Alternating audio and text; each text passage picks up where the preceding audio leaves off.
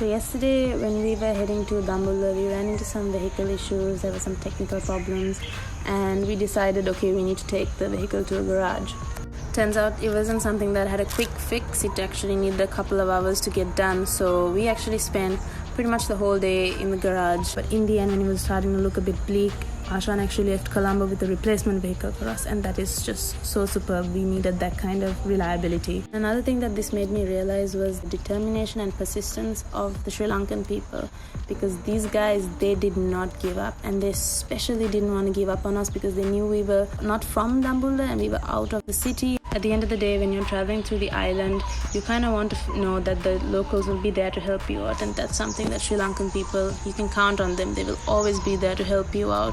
So finally at about 9:30, we were able to get it fixed up and running. So we are finally in Dambulla, but we have about 2 days in Dambulla before we need to go back to the Vilpattu area where we went to the garage. So all is well.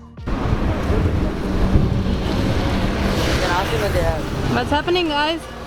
We are looking for food. Rice and curry? Yes. And also for some EGB. This is lunch today. Everything on my plate is vegan. We've got beans, carrots and capsicum, dal curry and babadam. And of course, some EGB. Hey guys, welcome to day 4 on our Sri Lanka tour. Today we took it a little easy in the morning. We're at Hangover Hostels. We did a little bit of editing and we just had lunch. Now we're gonna go check out this place called Ritigala Monastery. It's a really cool and a not very touristy place. So I'm really excited to show you guys. Let's go.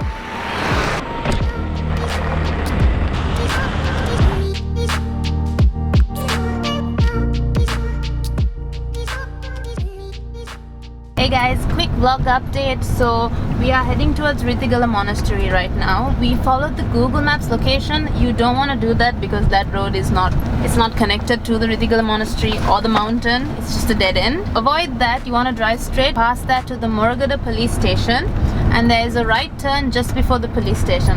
Around that area, if you ask any of the locals how to get to the Ritigala Monastery, everyone will tell you the directions, so you're fine from there onwards. English might be a little bit of a problem, so I will try and keep as much of the information on how to get here in the video or on my blog. But yeah, this is pretty much off-road, so you wanna like either go with a guide or maybe a bike can handle it as well. But make sure you keep a lot of daylight because we're losing daylight. It's almost 5 o'clock now and we're still not there. I would say maybe leave it about 10 in the morning just to be safe.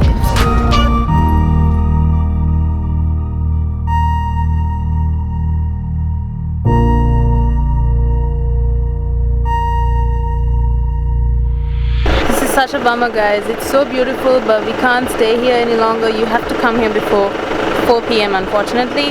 Shan's trying to talk to them and see if we can go up, but I don't think we can. It's a bit dangerous because there are bears and elephants that come down here at this time apparently.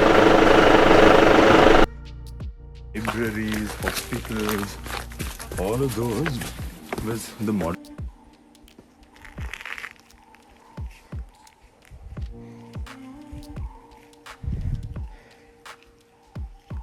So this monastery began being built in 300 BC, and they have a library as well, which is really cool. All the monasteries are built around this apparently, all the other monasteries in the country. So this is the first monastery that was built. According to the guide, this monastery was the ideal or the model that all the other monasteries followed as well. So now this guide is taking us to the cave where the monks used to meditate.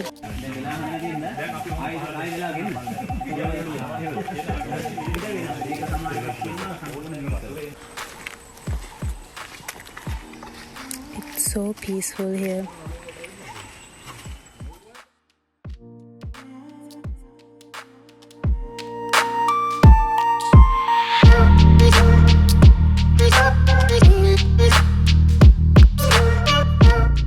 So guys, Shan actually in the end did find a way for us to go in. There was a guide taking the last tour up and we followed them. This is definitely a place to check out because it's so beautiful and there's very little information available as you walk along, so you might want to take a guide with you. This place was built in the 300 BC?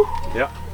it started being built in 300 BC and it was completed, and then it became a monastery until later on it was attacked and then abandoned during a time of war, after which a British archaeologist Bell in the 1800s, he discovered it, and then it was open to the public again.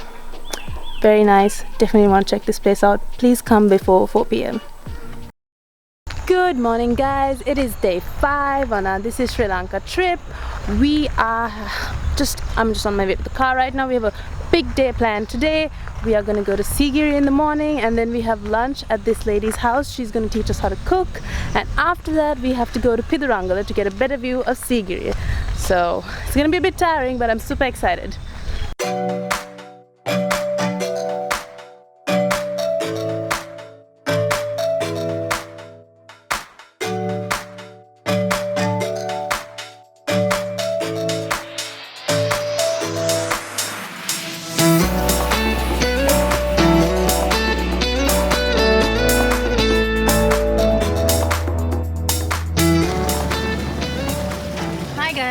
So we are at Sigiriya right now. We made it to the first base, which is the lion's feet or the lion's paw.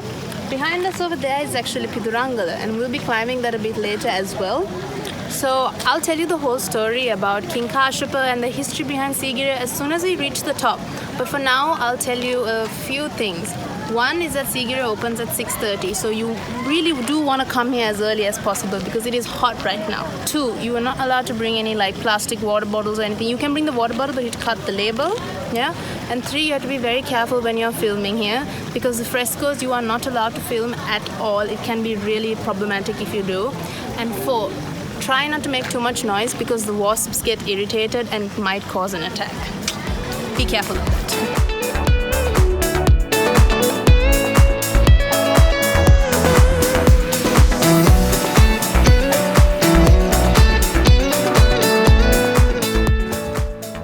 So Shahan is a bit of an expert in Sigiriya. He's been here about 8 times. 8 times. So he's going to tell us a little bit. I've heard stories from everyone, so yeah. Just want to compile it to the best. This is like an amalgamation of all the information he's heard. So go. Basically, Sigiriya was the King Kashyapa's fortress. What happened was he actually was a bastard son of the king before that, King Dhatusena. And he killed his father. Yeah. And because of that, the rightful heir, brother, fled the country to bring an army from India to kill Kashyapa and take over the throne. At which point Kashyapa felt it's best to find a safe place for him to kind of take refuge in. Right. He lived here on the top. He had number of consorts in here. He had pools, frescoes, paintings all around the place. It was basically his fortress until the time when he left to fight his brother.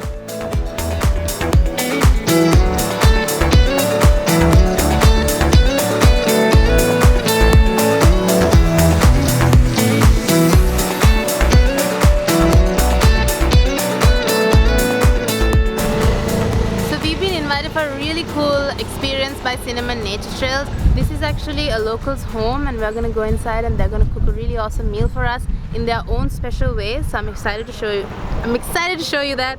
Let's go. No?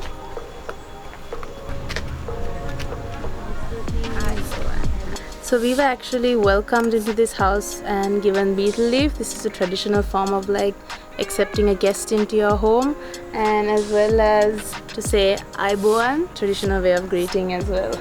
So as you can see, they're using all clay material for pots here, and even to cook in they use clay pots, and what this does is apparently makes the food taste better and sometimes even last longer as well. Look at me guys, I'm domesticated. Shan, are you happy? I can now make you curry.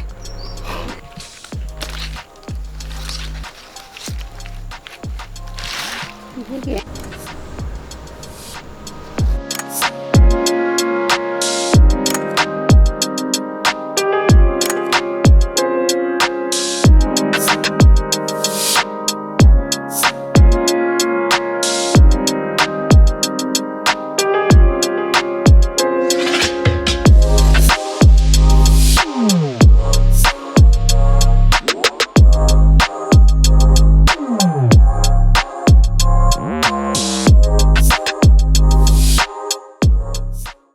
come to this place where they're going to explain to us the chainer cultivation method. And the first thing they gave us was this amazingly refreshing king coconut. It's so sweet. So this orange king coconut, I don't know if a lot of people outside of Sri Lanka know about this. They know about the green one, kurumba, but this is the best. It is so sweet and so refreshing. This is the first thing you have to try when you come to Sri Lanka. Don't forget. So this, while initially might look like a tree house, is actually far from it. This is called a palak, and the farmers in this area, they use it to stay up at night on these, and they sing special poems, Goyang Kavi, which basically translates to farming poems. And they do this so that they can ward off elephants in the night and any other animals that might eat their crops. But it also helps them stay awake while doing this. And it gives them a nice view while they do it as well, I think. So now we finished our traditional lunch at this family's home. Now the gentleman, or the mame, he's going to take us for a boat ride on the river that's close by to their village. I'm super excited. Let me show you.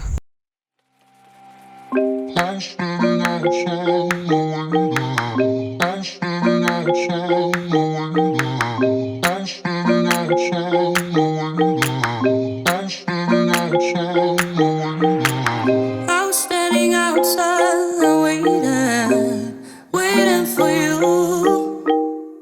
You were always taking time, baby, playing it through. I was calling out your name, put my eyes on the wall. You were running like a ghost from me. You were running from it all. You got me waiting. But tell us in about 10 words what you think of this experience we've had today. Yashrin, go. This was a really cool experience because like once you get to the middle you can see both Sigiriya and Ritigala, and like villages are like really friendly and you don't get to see that every day in Colombo. I know, they've been really nice. What about you, Shehan? For you, the best experience?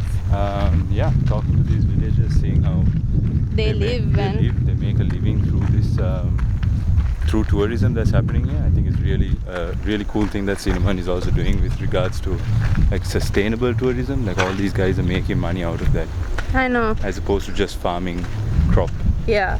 And one thing I noticed is their hospitality is just beyond what I expected. They're always smiling and always helpful, and they really want to make sure that you have the best experience, and I think that's really the most amazing thing about these people, about our people. Yep. So that's it for this vlog, guys. Thank you so much to Cinnamon Nature Trails. We've had an amazing time and I've really enjoyed myself, and I would definitely recommend this to locals and foreigners alike. It's been absolutely amazing. Yeah, so if you'd like to know more about Cinnamon Nature Trails, I'll leave the link in the description, and yeah, I will see you guys in the next one.